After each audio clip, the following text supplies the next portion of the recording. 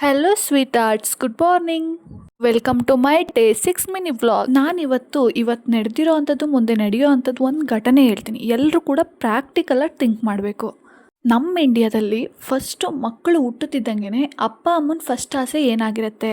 ನಮ್ಮ ಮಕ್ಕಳು ಡಾಕ್ಟ್ರ್ ಆಗಬೇಕು, ಇಂಜಿನಿಯರ್ ಆಗಬೇಕು, ಪೊಲೀಸ್ ಆಗಬೇಕು, ಅದಾಗಬೇಕು, ಇದಾಗಬೇಕು. ಅವು ಇನ್ನು ಹುಟ್ಟಿ ಅದಕ್ಕೆ ಅಂತ ಹೇಳಕ್ಕೆ ಬರ್ತಿರಲ್ಲ, ಆಲ್ರೆಡಿ ಅವಕ್ಕೆ ನಾನು ಡಾಕ್ಟ್ರ್ ಆಗ್ತೀನಿ ಅಂತ ಹೇಳು, ಪೊಲೀಸ್ ಆಗ್ತೀನಿ ಅಂತ ಹೇಳು ಅಂತ ಹೇಳ್ಕೊಡ್ತಿರ್ತಾರೆ.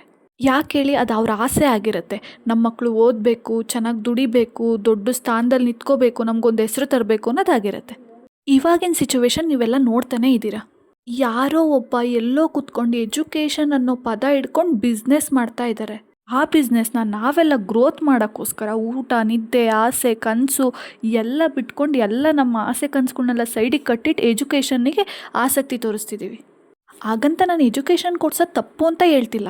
ಇವಾಗಿನ ಸಿಚುವೇಶನಲ್ಲಿ ಸ್ಟೂಡೆಂಟ್ಸ್ಗೆ ಆಗ್ತಿರೋ ಮೋಸಗಳು, ಹಗರಣಗಳು ನೋಡ್ಕೊಂಡು ಹೇಳ್ತಿರೋದು. ಇವತ್ತು ನೀವೆಲ್ಲ ಡೆಲ್ಲಿಲಿ ನೋಡಿರ್ಬೋದು ಯಾವ ಥರ ಆಗಿದೆ ಅಂತ ಹೇಳ್ಬಿಟ್ಟು. ನೀಟ್ ಹಗರಣದ ಕುರಿತು ಹೋರಾಟ ನಡೆಸುವಾಗ ಎಷ್ಟು ಸಾವು ನೋವುಗಳಾಗಿದೆ. ಏನಕ್ಕೆ ಬೇಕಿದೆಲ್ಲ?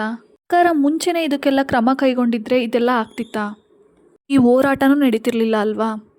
ಇಲ್ಲಿ ಏನು ಕೇಳ್ತಿರೋದು? ಮೋಸ ಹೋಗಿರೋ ಅಂಥ ವಿದ್ಯಾರ್ಥಿಗಳಿಗೆ ನ್ಯಾಯ ಕೊಡಿಸಿ ಅಂತ. ಹಾಗಾದರೆ ಈ ಪ್ರಜಾಪ್ರಭುತ್ವದ ತತ್ವಗಳೆಲ್ಲ ಎಲ್ಲೋದ್ವು? ಪ್ರಜೆಗಳಿಂದ ಪ್ರಜೆಗಳಿಗಾಗಿ, ಪ್ರಜೆಗಳಿಗೋಸ್ಕರ ಅನ್ನೋದೆಲ್ಲ ಎಲ್ಲೋಯ್ತು? ಇಂದಿನ ಮಕ್ಕಳೇ ನಾಳಿನ ಪ್ರಜೆಗಳು, ಇದನ್ನೆಲ್ಲ ಓದ್ಕೊಂಬಂದಿದ್ದೀವಿ. ಆದರೆ ಈಗ ಈ ಪ್ರಜೆಗಳಿಗೆ ನ್ಯಾಯ ಸಿಗ್ತಿಲ್ಲ. ನನ್ನ ಮಗಳು 95% ತೆಗೆದು 100% ತೆಗೆದ್ಲು ಅಂತ ಎಷ್ಟೋ ಜನ ಖುಷಿಯಾಗಿರ್ತಾರೆ. ಇಂಥ ಒಂದು CET, ನೀಟ್ ಅಂತ ಎಕ್ಸಾಮ್ಸಲ್ಲಿ ಒಂದು ಸ್ಟೆಪ್ಪಲ್ಲಿ ಮಿಸ್ ಆಯಿತು ಅಂತಂದರೆ ಅವ್ರ ಲೈಫೇ ಲ್ಯಾಪ್ಸ್ ಆಗುತ್ತಲ್ವಾ? ನಾನಿಲ್ಲಿ ಯಾರ್ದು ತಪ್ಪು, ತಂದೆ ತಾಯಿ ತಪ್ಪು ಅಥವಾ ಸರ್ಕಾರ ತಪ್ಪು ಅಂತ ಎತ್ತಿ ತೋರಿಸ್ತಿಲ್ಲ, ಅಥವಾ ನೀವು ಓದಿಸ್ಬೇಡಿ ಅಂತ ಹೇಳ್ತಿಲ್ಲ. ನಮ್ಮ ಮಕ್ಕಳಿಗೆ ವಿನಯ, ವಿಧೇಯತೆ, ಗೌರವದಿಂದ ನಡ್ಕೊಳ್ಳೋದು ಮತ್ತು ನ್ಯಾಯಯುತವಾಗಿ ಜೀವನ ಮಾಡೋದು, ಧೈರ್ಯದಿಂದ ಎಲ್ಲದನ್ನು ನಿಭಾಯಿಸೋ ಅಂಥದ್ದಷ್ಟೇ ಹೇಳ್ಕೊಟ್ರೆ ಸಾಕು. ಆಗ ಏನಿದ್ರೂ ಏನಿಲ್ಲದೆ ಇದ್ದರೂ ಜೀವನ ಮಾಡ್ತಾರೆ. ಆದಷ್ಟು ಈ ವಿಡಿಯೋ ಎಲ್ಲ ತಂದೆ ತಾಯಿಗಳಿಗೂ ರೀಚ್ ಆಗಬೇಕು. ನಿಮಗೆ ಇದ್ರ ಬಗ್ಗೆ ಏನು ಅನಿಸುತ್ತೆ ಕಮೆಂಟ್ನಲ್ಲಿ ತಿಳಿಸಿ. Thank you for watching.